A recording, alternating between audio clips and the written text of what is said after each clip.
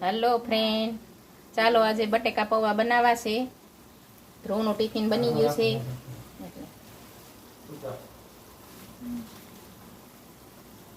ચાલો હવે આપણે બધો મસાલો નાખી દેવી. મરચું નાખવાનું સ્વાદ પ્રમાણે,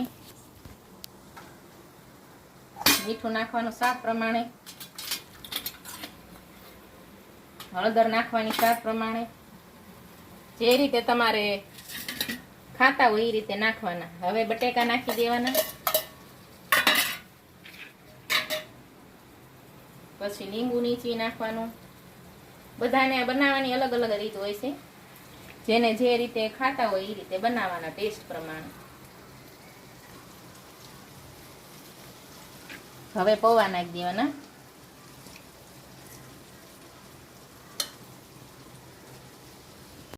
ચાલો બધો મસાલો નાખી દીધો છે. હવે